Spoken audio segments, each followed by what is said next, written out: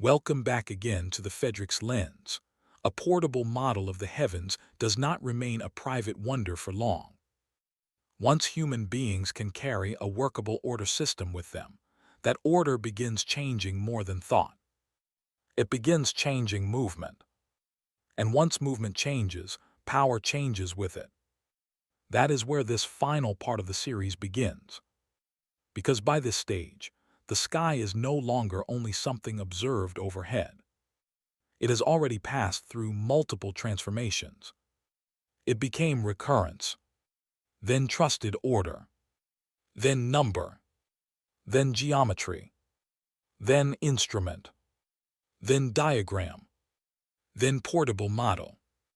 Now, for the first time, that portable order begins fully entering the world of roots, reach, distance, coordination, and consequence.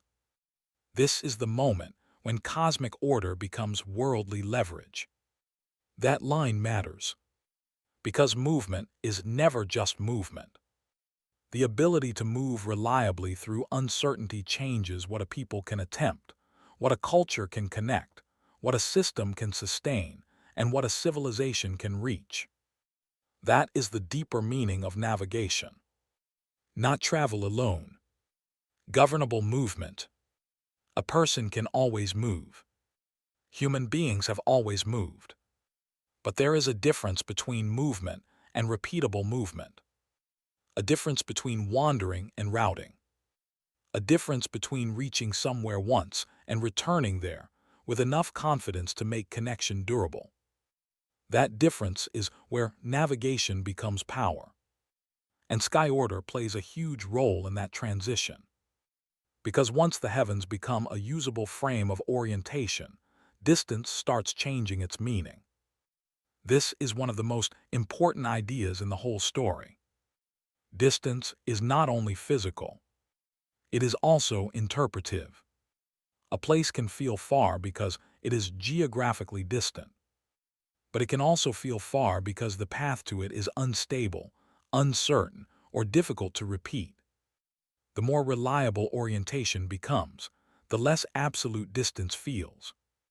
Not because miles disappear, but because uncertainty decreases. That is what portable celestial order begins to change. It does not erase risk. It does not eliminate the unknown, but it reduces blindness. And reduced blindness is one of the foundations of expanded power. Because once people can orient with more consistency, movement becomes more teachable. That is the hidden turning point. A route discovered by chance is useful. A route rediscovered on purpose is stronger. A route that can be taught, repeated, and coordinated becomes something else entirely. It becomes a system. This is where navigation stops being individual experience and starts becoming infrastructure in motion. A route is not powerful simply because someone once followed it. It becomes powerful when it can be returned to, passed on, expected, relied upon. That is the beginning of durable reach. And durable reach changes the scale at which life can operate. This is why sky reading matters far beyond the history of astronomy. It becomes part of the history of exchange, of connection, of distance made more manageable, of routes becoming repeatable enough to support more than one isolated journey.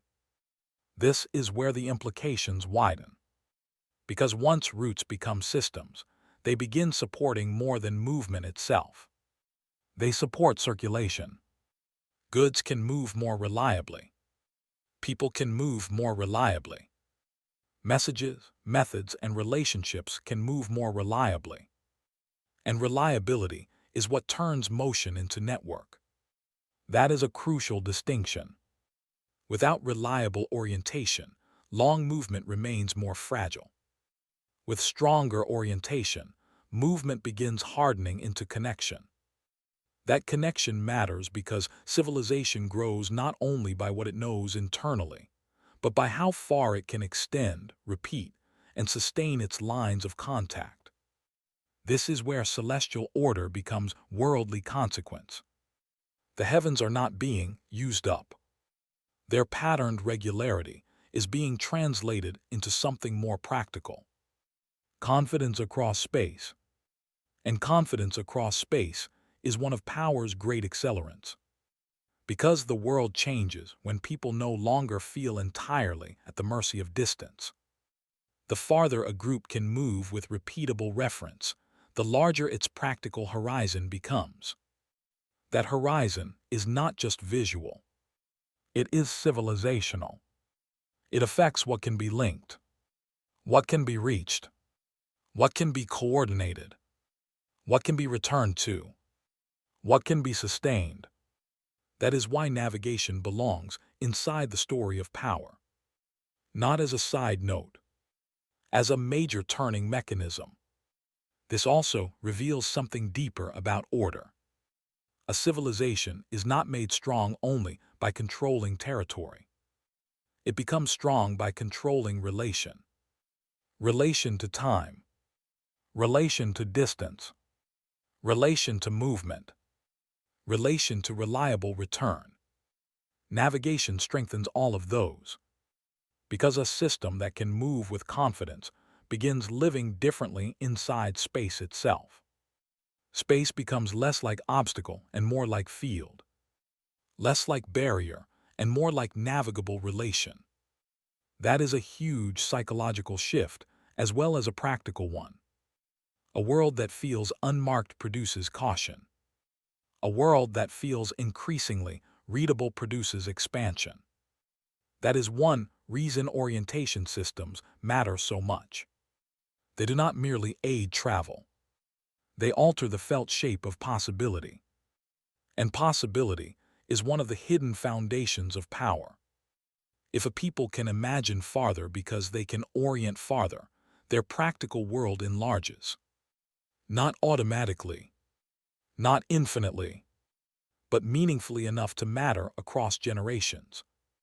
This is why the portable model of cosmic order becomes more than a symbolic or philosophical triumph. It becomes part of the lived mechanics of reach. And reach is where power becomes visible. Not only in domination. In capacity. The capacity to move, return, coordinate, connect, and sustain relation across distance. That is power in one of its most basic and lasting forms. There is another layer here that matters just as much. Coordination. Movement alone is not enough. A single person reaching far is one thing. A system coordinating across distance is something else. That is where real leverage appears. Because coordinated movement means timing can align, returns can be anticipated, routes can become shared, expectation can be stabilized. That is what makes large-scale connection possible. And celestial order contributes to that not by replacing all other forms of knowledge, but by strengthening one of the deepest foundations underneath them. Orientation that can be trusted enough to repeat. That is why the sky and the root become linked so powerfully. Not because the heavens dictate politics, but because the heavens help make reliable movement more imaginable. And once reliable movement becomes imaginable, the world becomes more connected in practice. This is also where the series begins revealing its full arc. What started as human beings simply noticing recurrence overhead has now become something much larger. Pattern became structure. Structure became instrument. Instrument became portable model. Portable model became movement with greater confidence. Movement with greater confidence became expanded reach. That is a long chain. And it is one of civilization's most important chains. Because it shows that knowledge is not only contemplative. It becomes infrastructural when it starts changing what human systems can do across real conditions. That is exactly what happens here. The heavens remain above.